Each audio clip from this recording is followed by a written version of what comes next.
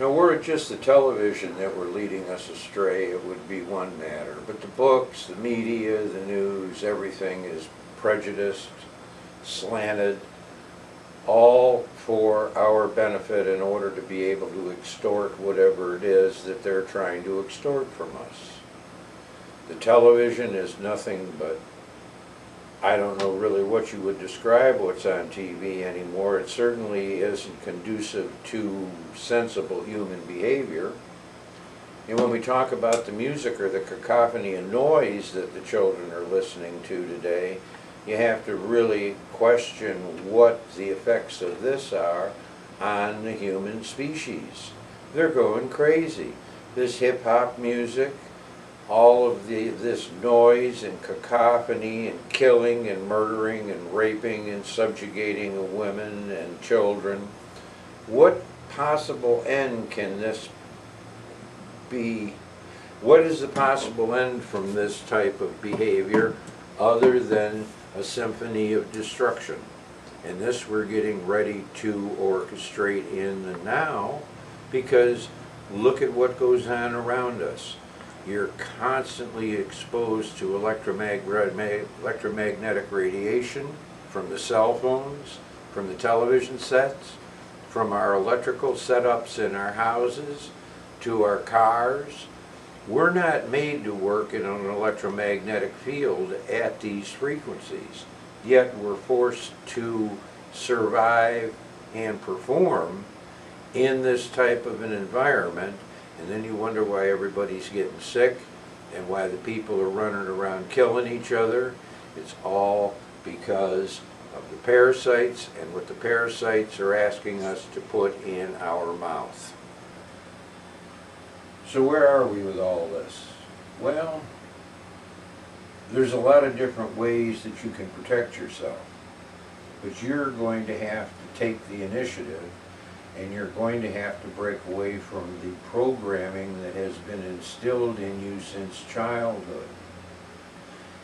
If you're constantly using antiseptics and anesthetics and taking antibiotics, you're not going to have any immune system. If you don't have an immune system, then the parasites can run rampant.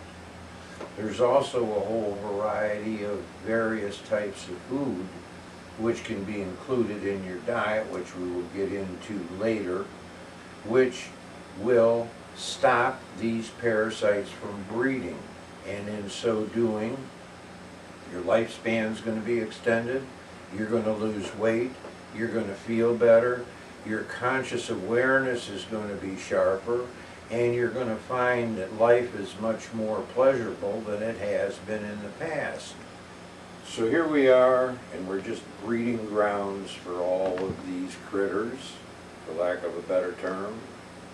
And what do we do about it? We don't do anything. We feed them ice cream, we feed them milk, we feed them what we want.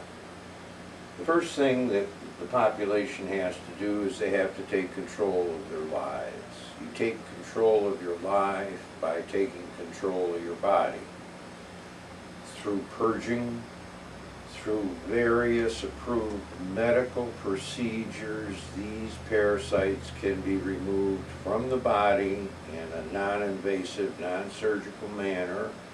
And once this cloud is removed from your mind, you're going to find that your functioning and your awareness is much more complete, because you're not trying to kill yourself. And what you're putting in your mouth is killing you. All you have to do is watch what's on television, and you can see that this stuff can't possibly be any good for you if the only thing that it's made out of is materials that would have been thrown away in the past, which is a lot of what we do. We eat what normally would be thrown away. White sugar is a very good example. White sugar is the end of a manufacturing process that goes making into blackstrap molasses, then making it into alcohol, then after it's been evaporated, the last product that comes out is the white sugar, which is a poison. Is this of any concern? Of course not, because Sugar is one of the biggest industries in this country, and God forbid that we should ever interfere with the cash flow. So here we are. This is the 21st century.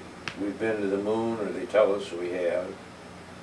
We've got all of this technology, and what has it brought us? It's brought us nothing but grief and misery, and now everybody's turning to religion and the spiritual books to find a way out. And what do these books tell us? They tell us there's going to be an Armageddon. There's going to be a fight between the forces of light and darkness. We're going to have all these horrible things happen, and based upon our will and our understanding is going to decide whether we're going to survive or not. What they don't tell you, and which is what we're going to cover in subsequent videos, is there's a very real possibility that these enemies that we're being told about from the pulpit by the people who go around with their collars turned around backwards aren't looking in the right place. They're looking for space people, they're looking for spiritual beings. Maybe they should be looking inward instead of outwardly, and if they were to do that, they would find legions of parasites destroying them. And that's just the way it is. And if you don't want to believe it, at the end of these series we will give you a bunch of websites cut.